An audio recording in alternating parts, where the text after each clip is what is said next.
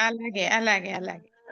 Okay అండి. Avatar Meher బాబా key జై. Avatar Meher బాబా key జై. అవతార్ మెహర్ బాబా కీ జై. అందరికీ జై మెహర్ బాబా అండి. ఇప్పుడు ముందు సంకీర్తన చుంచు కోటేశ్వరరావు గారు అనుకుంటా చాలా చక్కటి సంకీర్తన పాడి వినిపించారు చివర్లో. ఎందుకంటే ఆయన ఫస్ట్ లో ఏమన్నారంటే, నీ నలసిపోతి బాబా నీ వెంట నడిచి నడిచి. అంటే ఏంటి? యుగావతారుడైనటువంటి మెహర్ బాబాతో ఆయనతో నడవడమా? కాదు. ఎన్నో యుగాల నుండి మన నడుస్తూనే ఉన్నాం ఆయనతో. ఎందుకంటే మన అంతరాత్మగా ఆయన మనతోనే ఉన్నారు. మనలోనే ఉండి సాక్షిగా ఆయన మనతో ప్రయాణం చేస్తున్నారు. ఎప్పటి నుండి? సోహం ప్రశ్న మొదలయ్యి సోహం జవాబు ఆ భగవంతుడికి, ఆ అవతారుడికి వచ్చిన ఆ ప్రథమాత్మకు వచ్చింది. ఆయన మన మీద ఉన్నటువంటి అవ్యాజమైన ప్రేమతో మళ్ళీ మళ్ళీ మనందరి కోసం అవతారుడుగా వస్తూనే ఉన్నారు. ఈ యుగంలో మనకు తెలిసినటువంటి ఈ మహాయుగంలో జరాశ్ర కాలం నుంచి ఆయన మనకు చెప్తూనే ఉన్నారు మంచి మాటలు, మంచి తలపులు, మంచి చేతలు అని. అప్పటి నుండి మనం పెడచెవిన పెడుతూనే ఉన్నాం. మళ్ళీ, మళ్ళీ, మళ్ళీ పునర్జన్మల వలయంలో చిక్కుకొని అలా మన ప్రయాణం సాగుతూనే ఉంది. అందుకని ఇప్పుడు యథార్థమైనటువంటి సాధకుడికి ఏమనిపిస్తోందిట? ఇంక చాలు నేను చాలిసిపోయాను. సాధకుడి యొక్క నిజమైనటువంటి ఆవేదనాపూరితమైనటువంటి సంకీర్తన ఇది. చాలా చక్కటి సంకీర్తన వినిపించారు. Thank you madam. సాధకుడు ఎలా అంటే ఆవేదన చెంది ఆ భగవంతుడి కోసం తపిస్తాడు అనేది ఈ సంకీర్తనలో చక్కగా ఉందన్నమాట. చివరికి మన గమ్యం, మన లక్ష్యం, మన ఉద్దేశం ఇవన్నీ ఏమిటంటే ఆ ప్రియతముని చేరుకోవడమే. ప్రేమికుడు ప్రియతముని కోసం చేసేటువంటి ఆవేదనాపూరితమైనటువంటి సంకీర్తన ఇది. చాలా చక్కటి సంకీర్తన వినిపించారు చివర్లో. ఈ హ్మ్. బందిఖానలోన నా శిక్ష కాలమెంత అవును. విడిపించలేవ దేవా నన్ను నీలో కలుపుకోవా నేను అది. ఒప్పలేను స్వామి ఈ తాపం ఇంకా ఏమి సారీ థ్యాంక్ యూ హ్మ్. మేడం. ఈ నీలో బందికాన. కలుపుకోవా ఈ అవును. బందిఖా అవును. అంటే మన ఆయనలో శరీరం ఆయనలో కలపడం అంటే ఏంటండి? ఆయనతో పాటు నీలో అంటే ఆ ఆయన పరమాత్మలో కలుపుకోవడం. నేను అవతారుడిని, నేను నువ్వు వేరు కాదు మనిద్దరం ఒకటే అన్నారు. ఆయన అవును. భగవంతుడు అవతారుడిగా భూమి మీద జన్మించి జీవించారు. మనం అవును. కూడా ఆ రకమైనటువంటి దైవీ జీవితాన్ని జీవించాలి. అదే ఆయన మనకిస్తానన్న మేలుకొలుపు. Yes. అంటే కరెక్ట్ మేడం. ఇక్కడ ఆత్మ సాక్షాత్కారం పొంది శరీరాన్ని విడిచిపెట్టేసి ఆయనలో కలిసిపోవడం గాదిక్కడ. ఉమ్. ఆయన మేల్కొలుపుతాను అంటే అర్థమేంటి? మనము మేల్కొని దైవీ జీవితాన్ని జీవించాలి. ఈ నేను, నాది, నా వారు అనేటువంటి తాదాత్మ్యతని విడిచిపెట్టి, ఉమ్. వీటన్నిటిలోనూ ఉంటూనే, మన బాధ్యతలు నెరవేర్చుకుంటూనే, మనం జీవించేటువంటి దైవీ జీవితం ఏదైతే ఉంటుందో, ఆ స్థితికి మనం ఎప్పుడైతే చేరుకోగలుగుతామో, అది మనకి ఆయన ఇచ్చేటువంటి మేలుకొలుపు అన్నమాట. అందుకే కరెక్ట్ మేడం. నేను బోధించటానికి రాలేదు, మేల్కొల్పుటకు వచ్చాను అని ఆ రోజు చెప్పినటువంటి ఆ మాటకు అర్థం అది. జై మెహర్ బాబా. జవాబు అయితే మేడం. Thank you madam. జై జై మెహర్ బాబా అండి. ఈరోజు మనము ఒక విషయాన్ని, ఒక సంఘటనని తెలుసుకుందాం. అవతారుడు, ఈ యుగావతారుడైనటువంటి మెహర్ బాబా మొత్తం ప్రపంచ పర్యటన గావించినటువంటి సందర్భాలలో దాదాపుగా 1933వ సంవత్సరంలో ఈజిప్ట్‌కి వెళ్లి, అక్కడి నుంచి శ్రీలంక పర్యటనకు వెళ్లారు. ఆ శ్రీలంక గురించి ఏమన్నారు? ఆ శ్రీలంక ప్రయాణంలో తారసపడినటువంటి సంఘటనలేంటి వెళ్ళేటప్పుడు? అసలు అక్కడికి వెళ్ళిన తర్వాత ఆయన ఏమేమి అక్కడ సందర్శించారు 1933లో అనేటువంటి విషయాల్ని, ఆ సంఘటనలని మనం తెలుసుకుందాం. 1933 జనవరిలో వెళ్లారు సిలోన్ బాబా. అయితే దానికంటే ముందుగా ఈజిప్ట్ వెళ్లారు. ఈజిప్ట్, అలెగ్జాండ్రియా, తర్వాత కైరో పట్టణం ఇవన్నీ గూడా చూసారు. ఎప్పుడు 1932 డిసెంబర్ 26 తారీఖున ఆయన కైరో పట్టణానికి తిరిగొచ్చారు. ఆ తర్వాత మళ్ళీ 29వ తారీఖున డిసెంబర్ 29, 1932 సంవత్సరంలో అలెగ్జాండ్రియా వెళ్లి మళ్ళీ తిరిగి కైరో వచ్చేశారు. ఆ తర్వాత డిసెంబర్ 31వ తేదీన కైరోలో మ్యూజియంకి వెళ్లారు. అక్కడున్నటువంటి అద్భుత విశేషాల్ని సందర్శించారు.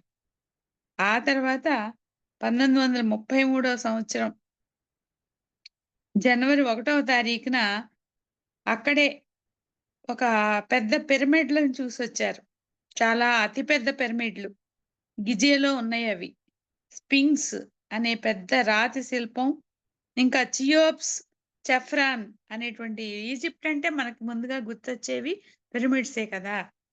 ఆ పిరమిడ్స్‌ని చూసారు. ఆ తర్వాత మొదలైంది శ్రీలంక ప్రయాణం. ఎందుకంటే డిసెంబర్‌లో మన వాళ్ళంతా కూడా శ్రీలంక వెళ్ళటానికి సమాయత్తం అవుతున్నాం కాబట్టి వెళ్ళబోయే ముందు దానికి సంబంధించినటువంటి ఒక చిన్న విశేషాన్ని తెలుసుకుందామని ఈరోజు నా ప్రయత్నం. దాని గురించి చదువుకుందాం. బాబా 1933 సంవత్సరం జనవరి 2వ తేదీన అక్కడి నుండి కైరో నుండి పోర్ట్ సైడ్ వెళ్లారు. వెళ్ళి ఆ మరుసటి రోజు అంటే జనవరి 3వ తారీఖున సాయంత్రం 4 గంటలకి ఎస్ఎస్ బెలోరాన్ అనే ఓడ మీద ప్రయాణం మొదలుపెట్టారు. ఎక్కడికి? శ్రీలంకకి. ఆ ఓడలో ప్రయాణం చేసేటప్పుడు ఒక బాలికని చూశారు. ఆ బాలిక డచ్ దేశానికి చెందినటువంటి బాలిక. ఆమె వాళ్ళ కుటుంబ సభ్యులతో ప్రయాణం చేస్తోందన్నమాట. ఈ మన అవతారుడితో పాటు ప్రియతమ తండ్రి మన అవతార్ మెహర్ బాబాతో పాటు టాడ్ కూడా ప్రయాణం చేస్తున్నారు. టాడ్ గూడా పక్కనే ఉన్నారు. అప్పుడు టాడ్‌ని దగ్గరికి పిలిచి బాబా అడుగుతారు. "ఆ బాలికని చూసావా? డచ్ బాలికని. నువ్వు ఏదైనా అసాధారణమైనటువంటి విషయాన్ని ఆ బాలికలో నువ్వు గమనించావా?" అని అడుగుతారు. మొట్టమొదట్లో అతనికి ఏ విధమైనటువంటి అసాధారణ విషయం తెలీలా.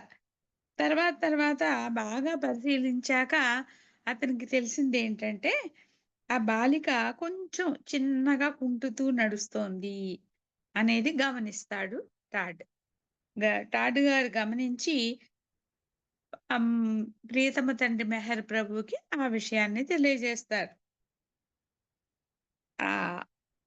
ఆమె కొంచెం చిన్నగా కుంటుతూ నడుస్తూ ఉన్నట్టుంది బావ ఆ బాలిక అని. అప్పుడు బాబా ఆ బాలిక గురించి టాడ్‌కి ఈ విధంగా తెలియజేస్తారు. ఆమె గురించి ఏమంటారంటే, ఆమె చాలా సంవత్సరాల క్రితం, అనేక జన్మల క్రితం ఆమె ఒక గొప్ప యోగి. ఆ భారతదేశంలోనే జన్మించిందామె. ఇప్పుడు డచ్‌లో ఉంది. అప్పుడు భారతదేశంలోనే జన్మించింది. అప్పుడు పురుషుడిగా జన్మించింది ఈ బాలిక. ఆమె అప్పుడు పురుష రూపంలో జన్మించినప్పుడు చాలా యోగ సాధనలు చేసేది. ఉన్నతమైనటువంటి చైతన్య స్థాయిని అందుకోవాలని ప్రయత్నం గూడా చేసిందామె. ఉపవాసాలు చేసింది, ధ్యానం చేసింది. కానీ అలా చేస్తూ ఉండంగా హఠాత్తుగా ఆమెకు హార్ట్ అటాక్ రావడం వల్ల మరణించింది.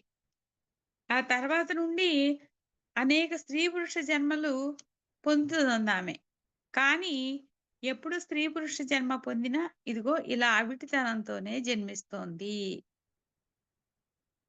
అని చెప్తూ నేను ఇప్పుడు ఆమెను రక్షించాలి. ఈ అవిడితనం ఆ చిన్న అవిడితనం ఏదైతే ఉందో దాని నుండి ఇప్పుడు నేను రక్షించాలి. చూడండి ఆయన ప్రయాణం చేశారు అంటే ఎంతమందిని ఎవరి కోసం, ఎప్పుడు, ఎక్కడ, ఏ విధంగా తన పరిధిలోకి తెచ్చుకుంటారో, ఎవరిని ఏ ఉన్నత ఆధ్యాత్మిక స్థాయికి ఆహ్, హ్మ్, పంపించటానికి సమాయత్తమవుతారో మనకి ఊహకందనటువంటి విషయం.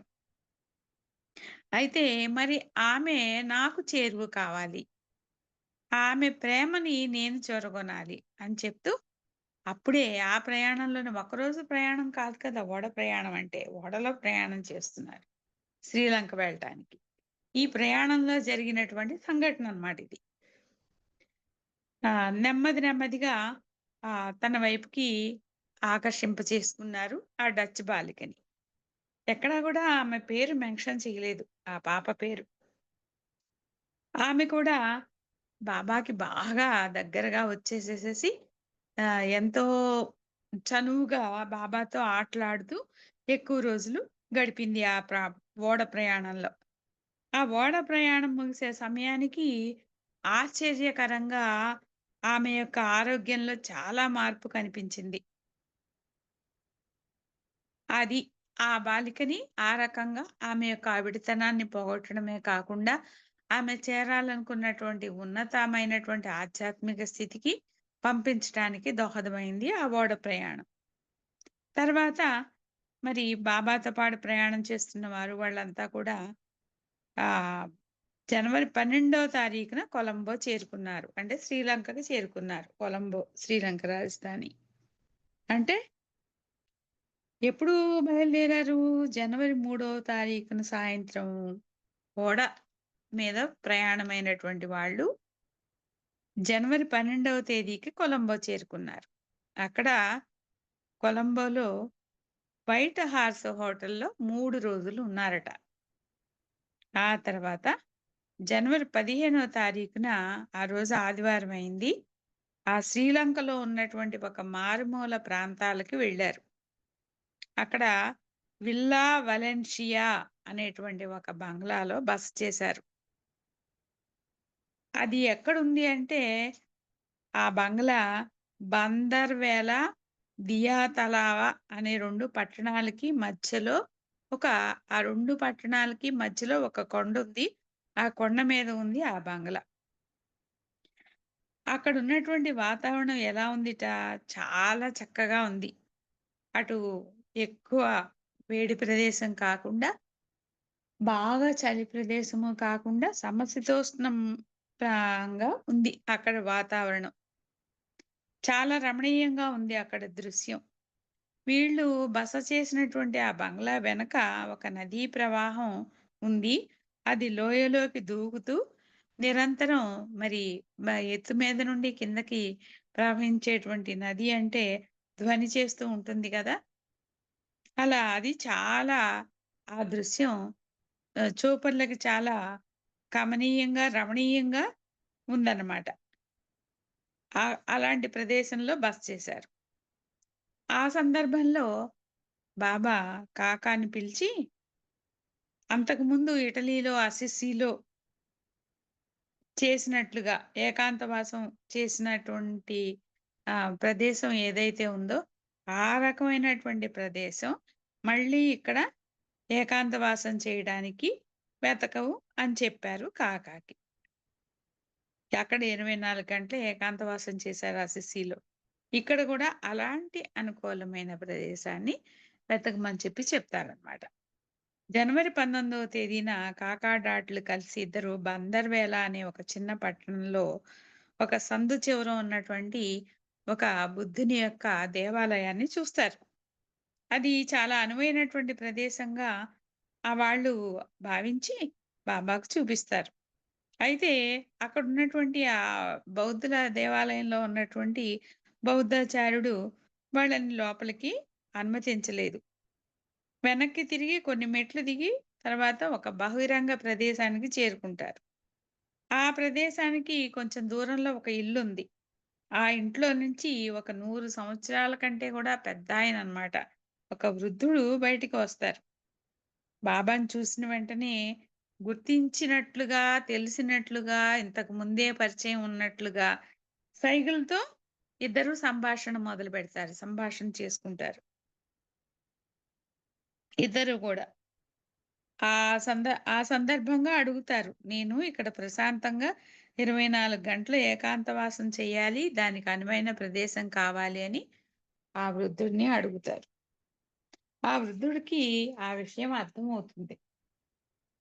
అర్థమయ్యి అంతకుముందు వీళ్ళు చూసినటువంటి ఆ దేవాలయానికే తీసుకెళ్ళి ఆ బౌద్ధాచార్యునితో మాట్లాడి అక్కడ ఆ గుడి తెరిపించి ఒక గది ఇమ్మని చెప్పి ఆ బౌద్ధాచార్యునితో ఆ వృద్ధుడు అడుగుతాడు.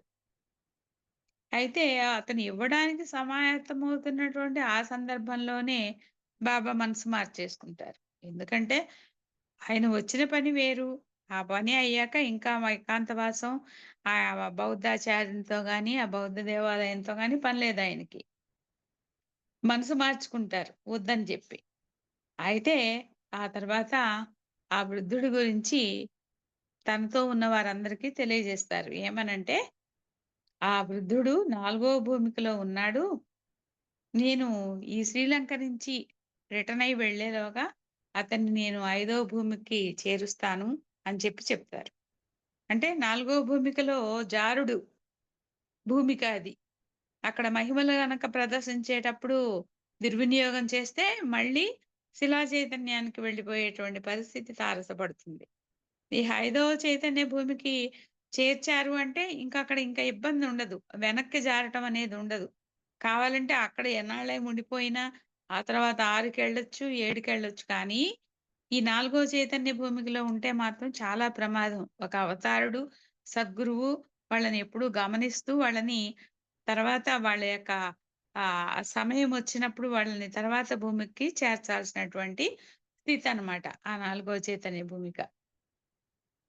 అయితే ఇప్పటికి అప్పుడు అర్థమవుతుంది వాళ్ళందరికీ. బాబా ఏకాంతవాసం నెపంతో ఆ ప్రాంతానికి వెళ్ళిన కారణం ఏంటంటే, ఆధ్యాత్మికంగా పురోగమించినటువంటి ఆ వృద్ధుడైనటువంటి ఆత్మతో సాంగత్యం చేసి, అతన్ని పురోగమింపచేయటానికి ముందుకి అనేది అప్పుడు అవతారంతో ఉన్నటువంటి వాళ్ళందరికీ కూడా అర్థమవుతుందనమాట. ఆ తర్వాత ఆహ్, ఆది సీనియర్ కూడా తర్వాత వచ్చి కలుస్తారు. జనవరి 19వ తేదీన శ్రీలంకొస్తారు. తర్వాత 2 రోజులు బాబాతో ఉండి తర్వాత ఇండియా వెళ్ళిపోతారు.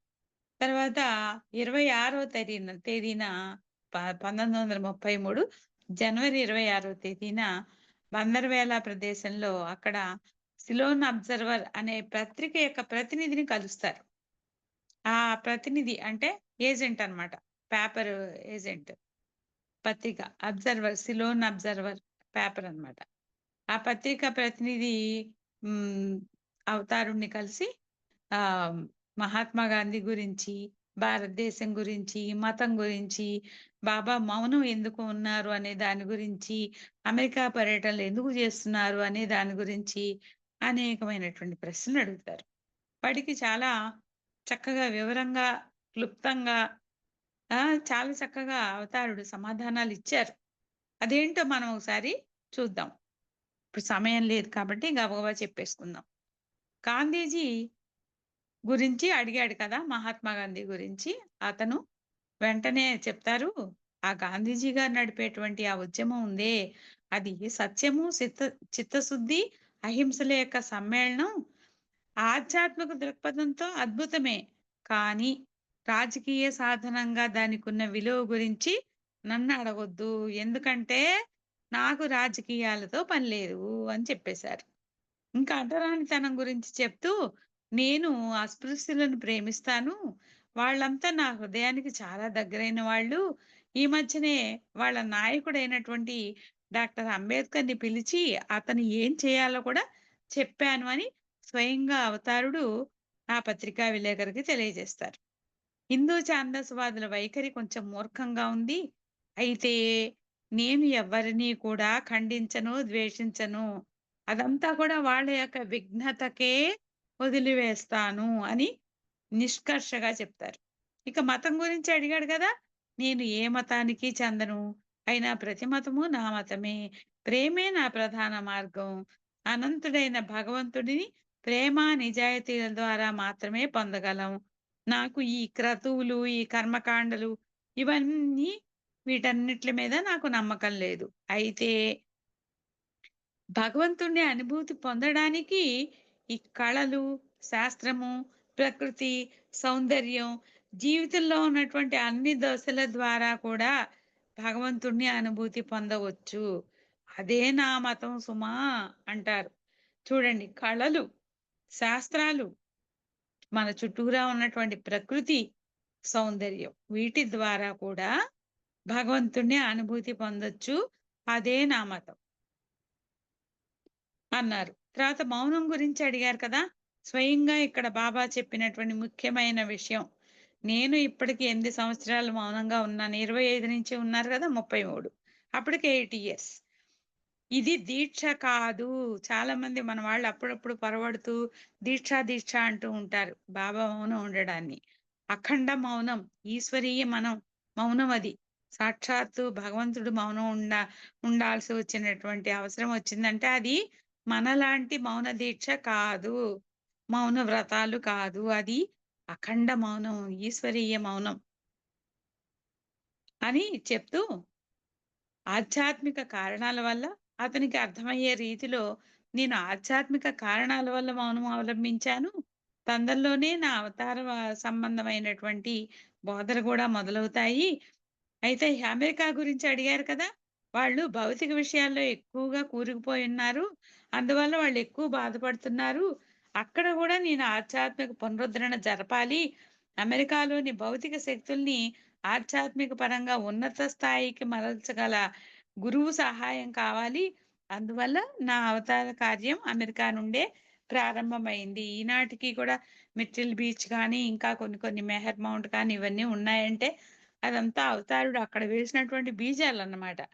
అని చెప్తూ చివర్లో ఏమంటారంటే, "మీ శ్రీలంక చాలా అందమైన దేశం. నేను మళ్ళీ ఇక్కడికొస్తాను. నేను త్వరలో ఇండియాకి వెళ్ళిపోతున్నాను. మళ్ళీ ఎప్పుడైనా అమెరికా వెళ్ళేటప్పుడు మళ్ళీ ఇక్కడికొస్తాను సుమా. చైనా హోనలూలు మీదుగా పెడతాను. అప్పుడు దారిలో శ్రీలంకకొస్తాను.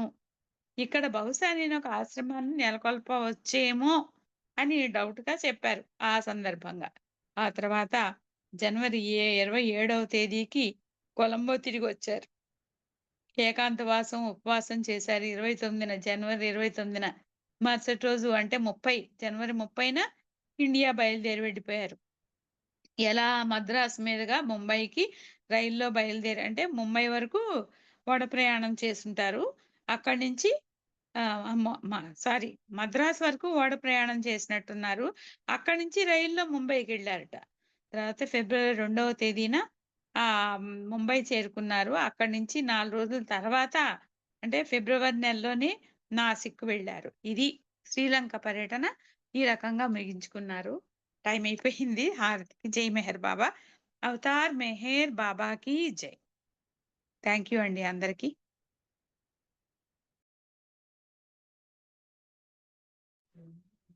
ఎప్పుడు లేని విషయాలను చక్కగా చెప్పారు. చాలా బాగుంది మీ స్పీచ్ ఇవాళ. జై బాబా అండి మీకు ధన్యవాదాలు.